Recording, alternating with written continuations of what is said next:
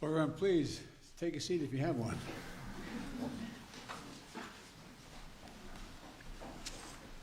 Well, it's great to see you all today. President Macron and I have had a chance to spend some time together. We went to private dinner last night with our wives, and just came to tell you that we're leaving. But it's wonderful to have him here. We've had great conversations and always appreciate the opportunity to share ideas with you, Mr. President. And I especially enjoyed our time that Jill and I and Brigitte had last night in our visit. First time I've gone to dinner, a private dinner in Washington in a long, long time. And but I had the protection of the French government with me. But all kidding aside, France is one of our strongest partners, and historically, but one of our strongest partners and our most capable allies. And Emmanuel has also become a friend, in addition to being president of that great country. And we share the same values, and we remain the core common agenda that we address all challenges together. And occasionally we have some slight differences, but never in a fundamental way, so thus far, at least as long as I've been in Washington, and that's been more than a couple of years. Today, we reaffirm that France and the United States, together with all our allies, all our NATO allies and European Union and G7, stand as strong as ever against Russia's brutal war against Ukraine. We talked a lot about that in our bilateral meeting. And we'll continue the strong support to the people of Ukraine as they defend their homes and their families, and their sovereignty and territorial integrity against Russian aggression, which has been incredibly brutal. I knew Russia was, but I didn't anticipate them being as brutal as they have been and what they've been doing. Many of the reporters in this room have been there themselves and covered from there, and they know what it's like. Today, we reaffirm that, as I said, we're going to stand together against this brutality. And we'll continue the strong support for the Ukrainian people as they defend their homes and their families and their nurseries, their hospitals, their sovereignty, their integrity, and against Russian aggression. And I want to thank you, Mr. President, for welcoming that the people of France have given to over 100,000 Ukrainian refugees. It's a mark of who you are as a people. And they're fleeing Putin's just barbarism. Putin thinks that he can crush the will of all those who oppose his imperial ambitions. But attacking civilian infrastructures in Ukraine, choking off energy to Europe, and to drive up prices, exacerbating the food crisis, that's hurting very vulnerable people, not just in Ukraine, but around the world. And he's not going to succeed. President Macron and I have resolved that we're going to continue working together to hold Russia accountable for their actions and to mitigate the global impacts of Putin's war on the rest of the world. The United States is helping Europe diversify away from Russian natural gas in the immediate term, and while accelerating our clean energy transitions, and we're going to continue working in close partnership with Europe as we move forward. I welcome the progress we've already made in many of these issues through the US-EU Task Force on Energy Security. And today, we also committed to deepening cooperation between France and the United States on civil nuclear energy through our bilateral clean energy partnership. Around the world, France and the United States are working to strengthen stability and security.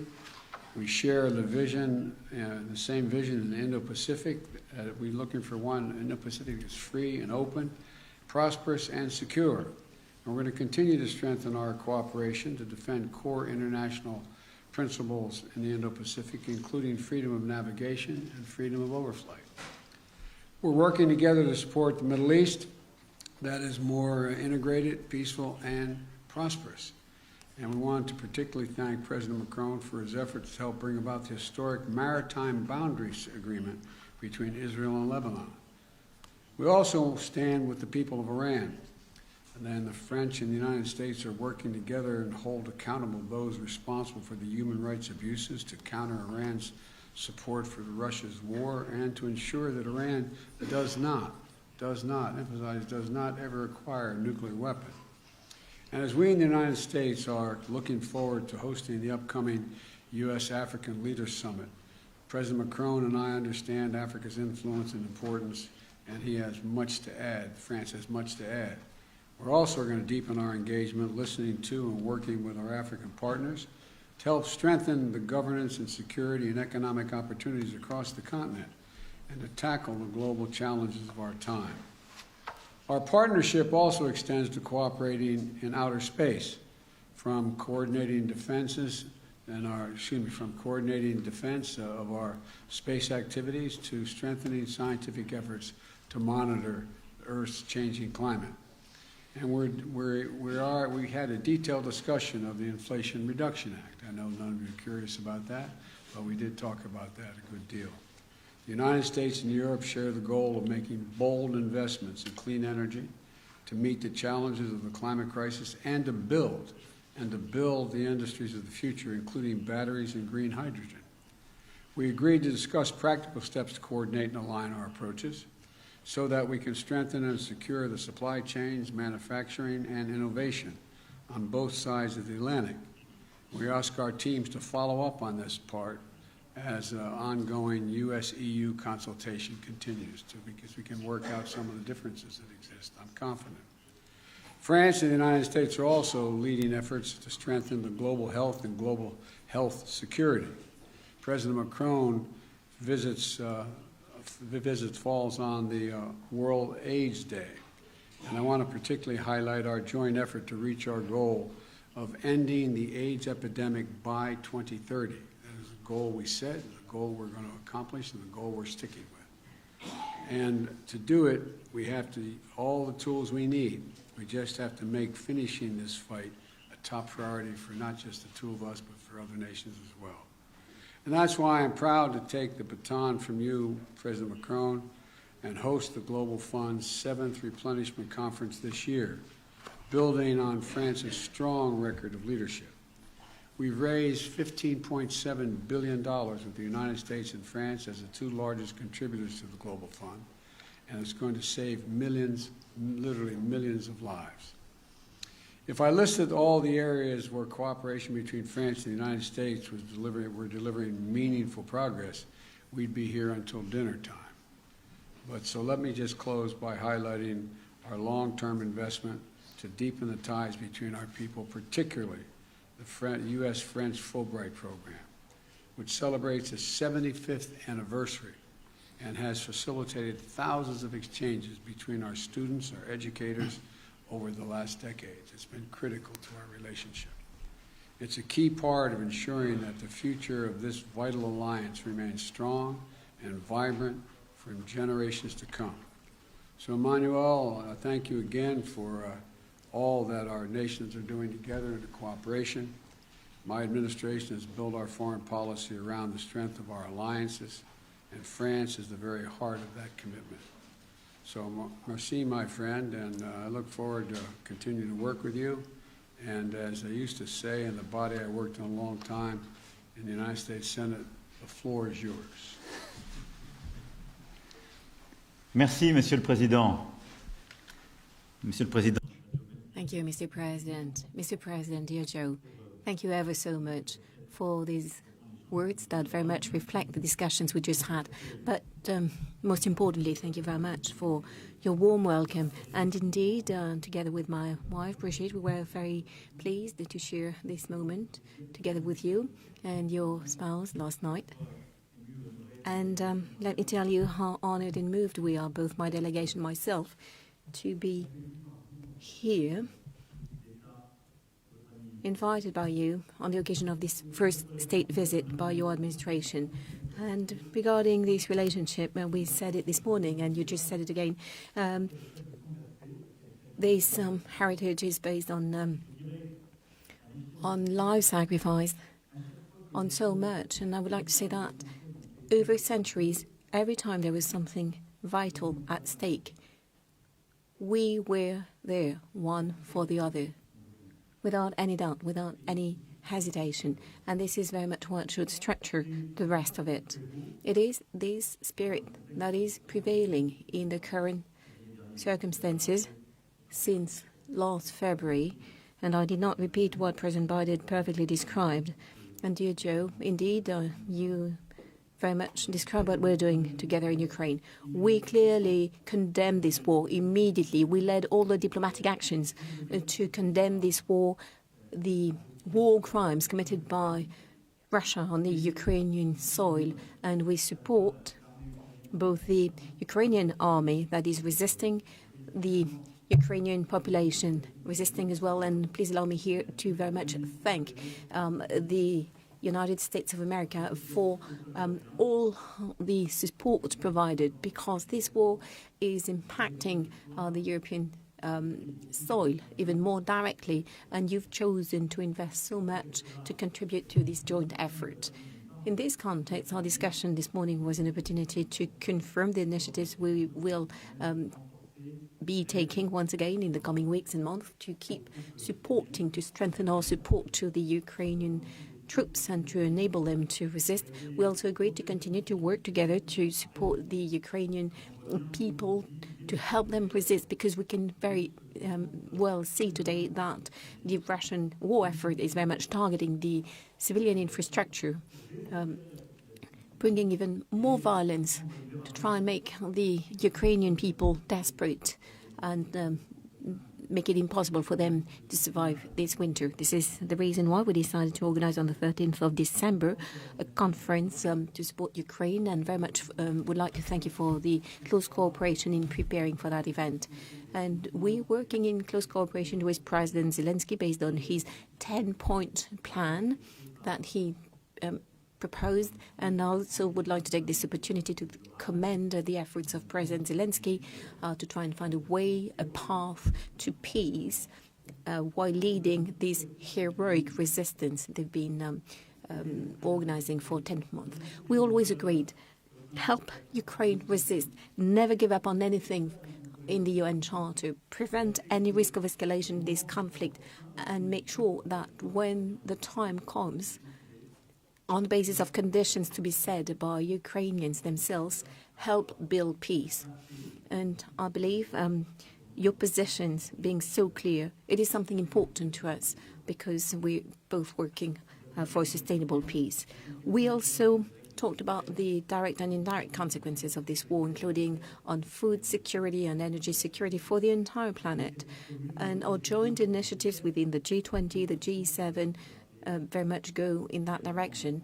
And we also recall this morning all of that, all we're doing to try and help all countries to weather the consequences of the conflict on their economies.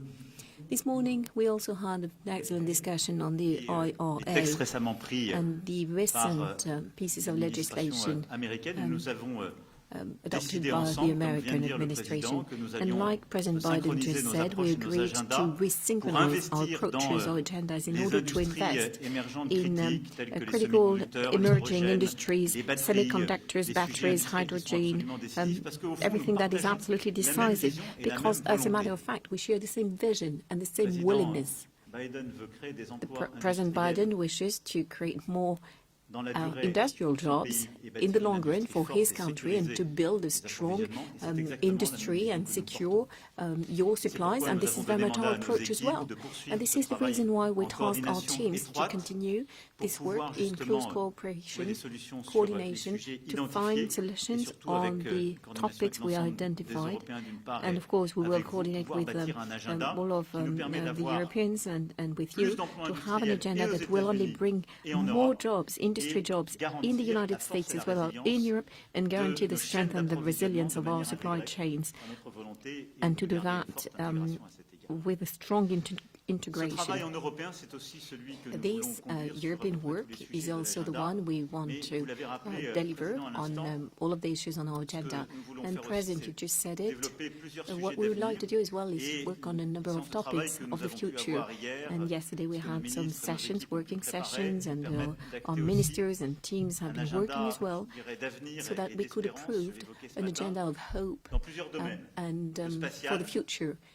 Like I said this morning, in the space industry, research, exploration, but as well the industry of the future, civil nuclear industry, here again with some common research projects, in particular on the most advanced technique. because I believe I can say on behalf of both of us that the civil nuclear industry is very much part of the energy mix in which we believe in, that will not only bring jobs, but enables us as well to have a secure supply and to meet our climate objectives. We also talked about the quantum issues with a number of stakeholders, innovation, and here as well our delegations are here to illustrate the work that is taking place so that we can deliver on that common agenda. Lastly, we also have all of our commitments on the major international challenges which are very much, I would say, feeding our relationship as well. And I can only tell you once again how pleased we were with your choices that very much match your history and your campaign commitments. The fact that you're back on major international challenges such as health and climate, it is really a new deal. And we've been resisting for a number of years, and now we're being able to re-engage with you.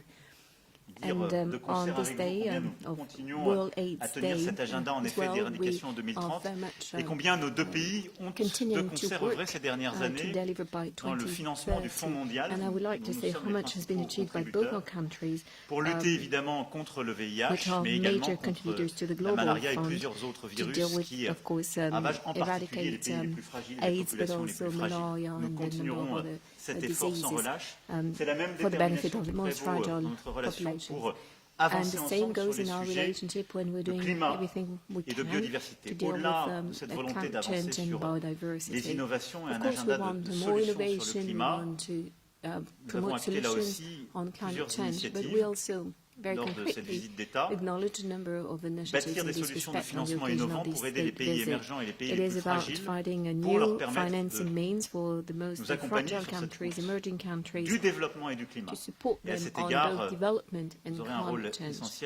And in this respect, you will be playing a key role in the summit we intend to organize next summer, le Nord et le Sud, qui s'inscrit pleinement d'abord dans la logique de ce que nous avons fait ensemble pour réallouer plus de moyens vers les pays du Sud, mais aussi de l'agenda de réforme de nos institutions multilatérales financières, qui est indispensable pour réussir cet objectif, en particulier réforme de la Banque mondiale et amélioration de nos instruments financiers existants. Et puis en matière de biodiversité, nous avons eu l'occasion hier de parler avec le caucus compétent. Nous avons eu des discussions à plusieurs reprises ensemble. Notre volonté est là aussi d'avoir un agenda extrêmement ambitieux et en particulier nous œuvrerons ensemble pour préparer le One Forest Summit qui se tiendra sur le sol africain au Gabon la fin du trimestre prochain. Ce sujet étant aussi au cœur de ceux que vous voulez soulever avec les États africains que vous accueillerez dans quelques jours à Washington. Et donc là aussi, sur ce volet, il y a une forte convergence entre nos vues. Enfin, nous continuerons d'être engagés ensemble dans la lutte contre le terrorisme et pour la paix. En étant à vos côtés, j'ai évidemment une pensée pour nos soldats qui sont tombés en Afghanistan, au Proche-Moyen-Orient, en Afrique durant ces dernières années pour se battre pour la sécurité de ces régions du monde et de nos pays. Et je veux ici encore vous redire notre engagement. Nous continuons à être engagés dans notre coalition internationale Proche et Moyen-Orient à travers notre action militaire et nous continuerons de l'être de manière très étroite car nous n'avons pas fini ce combat. Je pense qu'il est important de rappeler à tous nos alliés et tous nos partenaires nous devons continuer d'agir contre le terrorisme islamiste dans le Proche et Moyen-Orient. Cet agenda n'est pas terminé. Je voulais vous remercier aussi pour l'aide précieuse que vous nous avez apportée durant toutes ces dernières années et que vous continuez de nous apporter dans la lutte contre le terrorisme au Sahel et en Afrique de l'Ouest. Cette aide est précieuse et nous a permis ces dernières années, y compris ces dernières semaines, d'avoir des résultats extrêmement concrets. And that enables us to have some very concrete results, including over the past few weeks. And we will continue to work together. I could carry on during the entire afternoon. We could talk about the Indo-Pacific, the way particularly we're reorganizing our presence in the Indian Ocean. To put things right, dear Joe, you elegantly thank France for the role we played in the historical agreement between Israel and Lebanon. We did our utmost to finalize the accord, but let me be honest, I think most of the work was yours. So I think it was the work of the utmost importance, and Lebanon is so dear to us, and they needed this accord in the context of everything that is still on the agenda for Lebanon in the coming weeks and months. Ladies and gentlemen, I very much meant to thank President Biden, because what he said, I can say it as well. You're not just a leader with whom we share many values, many battles. You're someone with whom we are having some very frank and respectful discussions on any topic. And you also became a friend. And so thank you ever so much for this warm welcome and for the importance of being able to spend some time together now. So important for our joint future. Thank you. Well, thank you, Emmanuel. I began to refer to him privately as my closer. That deal with Lebanon and Israel, we did negotiate, but we needed a closer to get the job done, and you did it, and thank you very much. All right, we're going to take, we're each going to call on two people, a total of two people, total of four all told. And the first questioner is going to be from AFP, Miss End. Thank you, Mr. President. I would have a question for you and one for the French President, if I may. And to you first, you now say that you're going to better coordinate, especially your green economic policies. But yesterday, Emmanuel Macron said that the Inflation Reduction Act is in fact super aggressive, I quote, for European companies. Does it mean that you are ready to grant exemptions of relocation to European industries? And now my question to you, Mr. President, est-ce que vous allez repartir de Washington avec l'assurance? Mr. President, will you leave Washington with the assurance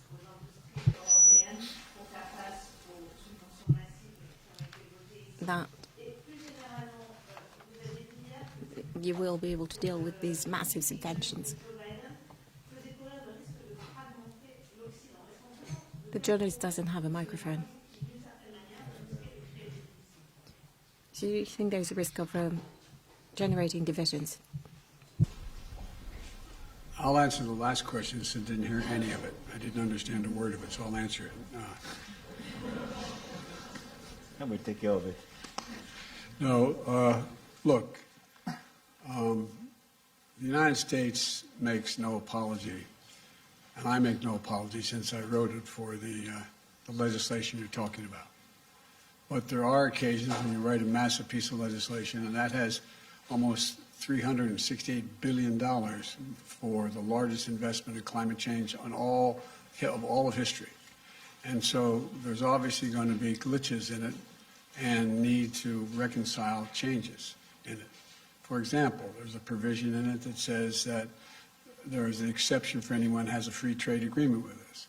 Well, that was added by a member of the United States Congress who acknowledges that he just meant allies. He didn't mean literally free trade agreement. So there's a lot we can work out. But the essence of it is we're going to make sure that the United States continues, and just as I hope Europe will be able to continue, not to have to rely on anybody else's supply chain. We are our own supply chain, and we share that with Europe and all of our allies, and they will, in fact, have the opportunity to do the same thing. So there's tweaks that we can make that can fundamentally make it easier for European countries to participate and or be on their own. But that is something that is a matter to be worked out. There is no fundamental, it was never intended when I wrote the legislation, never intended to exclude folks who were cooperating with us. That was not the intention. The intention was to make sure we're no longer in a position when there was a pandemic in Asia and China decided they're going to no longer sell us computer chips. We invented the damn things, so it's anyway. But my point is, we're back in business. Europe is back in business, And we're going to continue to create manufacturing jobs in America, but not at the expense of Europe. Ce que nous avons échangé avec le président Biden, ce que le président Biden vient d'ailleurs de dire, ce que j'évoquais hier, c'est simple. Les États-Unis d'Amérique ont pris une législation pour l'industrie de leur pays avec un objectif que nous partageons. Créer plus d'emplois, créer des opportunités pour les classes moyennes et réussir à accélérer la transition climatique. La réalité, c'est que les conséquences, et notre discussion a permis de parfaitement montrer que ce n'est absolument pas l'objectif des États-Unis de le faire. Mais une des conséquences de cette législation est que sur des projets qui étaient en train de se développer sur le continent européen, l'écart de subvention est tel que ces projets risquent de tomber. Ça n'est pas l'intention du président Biden. J'ai pu hier d'ailleurs discuter avec plusieurs sénateurs et représentants Congrès. Ils m'ont assuré que ça n'était pas non plus leur intention. Et donc, la France n'est pas venue ici demander en quelque sorte pour son économie telle ou telle exception. On est venu partager la manière dont nous visions les conséquences de cette réglementation et à un moment où, au fond, l'actualité nous somme d'agir encore plus de manière concertée ensemble face aux défis mondiaux, de resynchroniser, comme j'ai pu le dire, c'est-à-dire de trouver une dynamique positive nouvelle pour se dire, clarifier quels sont nos objectifs et comment agir ensemble. La discussion de ce matin, pour moi, a été parfaitement claire. Et j'ai senti d'ailleurs la même intention chez l'ensemble des membres du Sénat comme des représentants hier. La volonté du président Biden est de refaire ici une industrie forte et d'avoir, en quelque sorte, de sécuriser des solutions technologiques pour l'avenir. La France veut exactement la même chose pour elle-même. Et nous nous battons jour et nuit depuis un peu plus de 5 ans pour faire la même chose dans notre pays, ce qui nous a permis de stopper près de 15 ans de désindustrialisation en France et de recréer des emplois industriels et des solutions dans notre pays. On veut juste continuer de faire cela. Et donc on va le faire ensemble, c'est pourquoi nous avons décidé, en lien avec les autres Européens, la Commission européenne, d'avoir un travail qui doit être un travail maintenant technique pour que, en quelque sorte, ces effets en domino qui pouvaient exister sur les projets qui étaient en train de se développer en Europe soient réglés. On veut réussir ensemble, pas l'un contre l'autre. Ça a été clair, c'est ce qui ressort de ce matin. Et c'est exactement la philosophie que je partage, c'est celle dont nous avons besoin. Bonjour messieurs les présidents, William Galibert pour la radio RTL. Pour compléter la question de ma collègue, monsieur Biden, en français, on dit qu'il n'y a pas d'amour, qu'il n'y a que des preuves d'amour. Est-ce que vous avez l'impression que votre ami français repart entièrement rassuré, que vous avez rassuré sur les questions économiques vos alliés européens?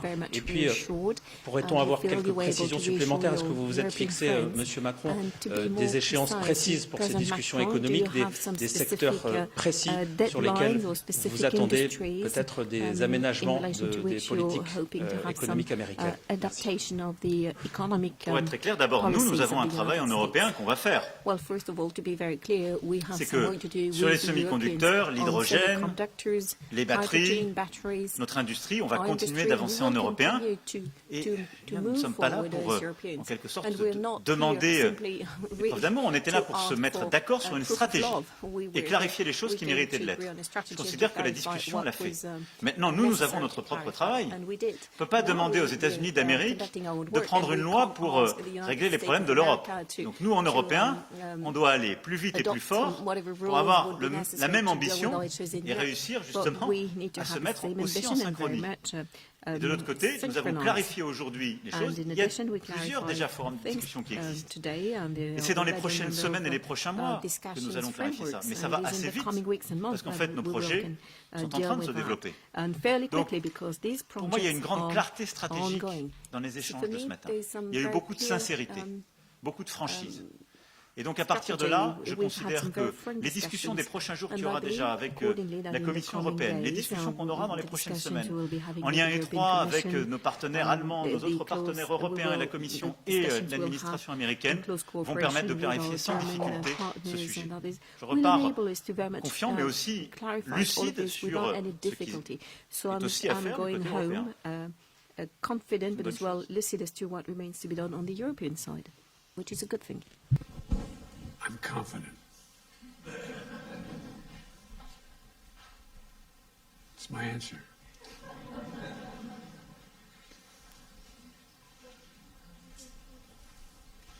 Okay, who's the next question? Got my list here. On this side. Is it my turn to call on someone? Right? Okay, how about NPR, Tom Marquis? Thank you, Mr. President. I have a domestic question for you, and then, Mr. Macron, I have a question for you about Ukraine. But first, President Biden, do the freight rail workers deserve more than 1 day of paid sick leave, like millions of Americans have? And if so, why didn't you negotiate for that when you were helping to negotiate that contract that you now want Congress to impose? I love you guys. I negotiated a contract no one else could negotiate. The only thing that was left out was whether or not it was paid leave. You know, I've been trying to get paid leave, not just for rail workers, for everybody. But that other team, they're called the Republicans, they voted against it. They said we couldn't do it. We're one of the few nations in the world that don't have paid leave for our workers. And so what we're doing is we can't afford to have, and by the way, in the meantime, they got a 45% increase in salary, et cetera. There's a lot of good things that happened in that. And in fact, this shuts down over the question of 1 to 5 paid, or 7 or 9, or whatever the numbers would be negotiated of paid leave days. It's going to immediately cost 750,000 jobs and cause a recession. And so what I've made it really clear is that what was negotiated was so much better than anything they ever had, that it's worth, and they all signed on to it, by the way. There are only 4 unions out of the 13 or 14 that didn't agree. So the majority at the time was that I presented it. They asked me to do it. I presented it. They all signed on. But here's the story. It doesn't mean because we are going to pass this, God willing, by Friday, by the time, by the weekend, that I'm going to back off of paid leave. I made it really clear. I'm going to continue to fight for paid leave for not only rail workers, but for all American workers. I imagine it may surprise some of our European friends that there's no paid leave in the United States of America. We're one of the few major countries in the world that don't have it. And it's about time. And so that's the context in which this all took place.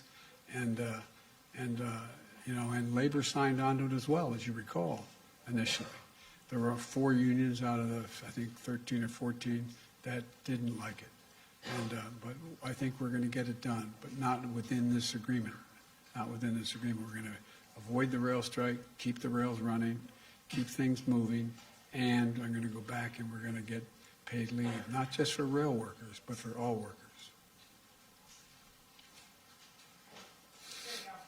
President Macron, here in the U.S., President Biden is asking Congress for $38 billion of additional funding for support for Ukraine. There's been some pushback from Republicans in Congress saying that they cannot continue to write a blank check. So do you have confidence that the United States will be able to continue supporting Ukraine's defense in the way it has over the past year, in the months going forward? And did you talk to President Biden about trying to urge Ukraine to negotiate to end this war, especially with winter bearing down and the effects on energy prices? Look, I do thank President Biden and his administration for the great commitment they had vis-à-vis Ukrainian people. And let me just say that our 2 nations are made of values and history. And what is at stake in Ukraine is not just very far from here, in a small country somewhere in Europe, but it's about our values, and it's about our principles, and it's about what we agreed together in the UN Charter, protecting sovereignty, in territorial integrity. And this is why I do believe that having the US strongly supporting the Ukrainians in that time is very important, not just for the Ukrainians. For the Europeans, we are. This is why we do thank you for this solidarity. But for the stability of our world today. Because if we consider that we can abandon the country and abandon the full respect of these principles, it means that there is no possible stability in this world. So I think it's extremely important to have you so much committed. So I'm confident because I think your people and your representative do endorse and understand this objective. We will follow up our own support. We increased our military support. We increased our economic support. We are increasing our humanitarian support. And for the second question you raised, let me tell you that we will never urge the Ukrainians to make a compromise which will not be acceptable for them. Because they are so brave and they defend precisely their lives, their nation, and our principles. And because it will never build a sustainable peace.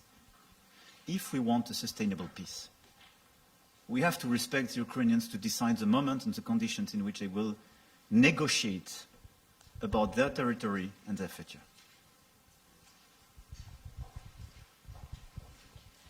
This will be the last question.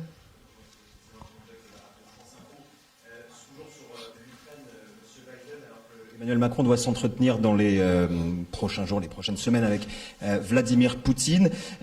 Le lien est maintenu depuis le début de la guerre. Vous n'avez pas toujours été d'accord avec cela. Est-ce qu'aujourd'hui vous approuvez l'approche du président français? Une deuxième question pour vous deux, alors que la guerre en Ukraine semble aujourd'hui un tournant. Est-ce qu'il vous semble réaliste que le président Zelensky conditionne l'ouverture de négociations à un retour dans le giron ukrainien de la Crimée? Look, there's one way for this war to end, the rational way. Putin to pull out of Ukraine, number one. But it appears he's not going to do that. He's paying a very heavy price for failing to do it, but he's inflicting incredible carnage on the civilian population of Ukraine, bombing nurseries, hospitals, children's homes. It's sick what he's doing. But the fact of the matter is, I have no immediate plans to contact Mr. Putin. Mr. Putin is, let me choose my words very carefully. I'm prepared to speak with Mr. Putin if, in fact, there is an interest in him deciding he's looking for a way to end the war. He hasn't done that yet. If that's the case, in consultation with my French and my NATO friends, I'll be happy to sit down with Putin to see what he has in mind. He hasn't done that yet. In the meantime, I think it's absolutely critical what Emmanuel said. We must support the Ukrainian people. The idea that Putin is ever going to defeat Ukraine is beyond comprehension. Imagine them trying to occupy that country for the next 2, 5, 10, 20 years, if they could. He's miscalculated every single thing he initially calculated. He thought he'd be greeted with open arms by the Russian-speaking portions of the Ukrainian population.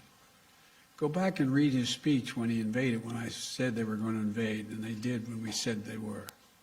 Go back and read the speech he made. He talked about him with needing to be another Peter the Great. He talked about the need for the people that Kyiv is the mother lode of Russian identity in the beginning, et cetera, et cetera. He's just miscalculated across the board. And so the question is, what is his decision? How does he get himself out of the circumstance he's in? I'm prepared, if he's willing to talk, to find out what he's willing to do, but I'll only do it in consultation with my NATO allies. I'm not going to do it on my own. Thank you. Sur la question que vous posez et les préconditions ou les conditions qui sont mises par le président ukrainien, je pense que ce qui est important pour nous tous de regarder, c'est qu'au moment même où l'Ukraine est en train de résister, de subir des crimes de guerre, de subir des attaques sur ses infrastructures civiles, de mener des contre-offensives, le président Zelensky a proposé un plan de paix en 10 points. Et je pense que notre devoir, c'est d'engager le travail avec lui, parce qu'il y a une vraie volonté de la part des Ukrainiens d'aller sur le terrain de décision. Et nous le reconnaissons et nous le saluons. Et je peux ici vous dire, pour avoir été pendant plusieurs années responsable du suivi de ce qu'on appelait le format Normandie, et donc de la mise en œuvre des accords de Minsk. La dernière réunion qu'il y a eu entre le président Zelensky et le président Poutine, elle date, c'est d'ailleurs la seule, de décembre 2019. Et nous étions à cette époque-là avec la chancelière Merkel. Je peux vous dire que j'ai vu un président sincère qui voulait discuter et négocier. Et le président Zelensky, depuis son élection jusqu'au mois de février dernier, il n'a eu de cesse de vouloir négocier. Celui qui a décidé de lancer une guerre, c'est le président Poutine. J'en étais le témoin direct, y compris par le déplacement que j'ai pu faire en Russie et en Ukraine au début du mois de février. Donc il est légitime que le président Zelensky ait des préconditions pour négocier. Maintenant, nous devons travailler la substance de ce qui peut être à terme un accord de paix. Et ensuite, c'est l'évolution des prochaines semaines et des prochains mois qui nous dira le moment qui est le bon et le choix des Ukrainiens. Une fois qu'on a dit ça, je continuerai en effet à parler au président Poutine, et d'ailleurs, on s'en a entretenu ce matin avec le président Biden, parce que nous avons constamment essayé aussi d'éviter des escalades et d'obtenir des choses très concrètes. Et donc, en particulier, j'aurai une discussion sur la question de la sûreté et de la sécurité des centrales nucléaires dans les zones contestées, en particulier celle de Zaporizhzhia, parce que je pense que le travail que la France mène depuis plusieurs mois, et d'ailleurs depuis le début du conflit, rappelez-vous, on l'a fait dès le mois de mars, sur la centrale de Tchernobyl, en soutien du très bon travail fait par l'AIEA et son directeur général, M. Grossi, est important. Donc il faut continuer de faire cela et d'engager. Nous continuerons. Voilà. Merci beaucoup. Thank you so much. Ladies and gentlemen, distinguished guests, please remain in your seats until the official delegations have departed.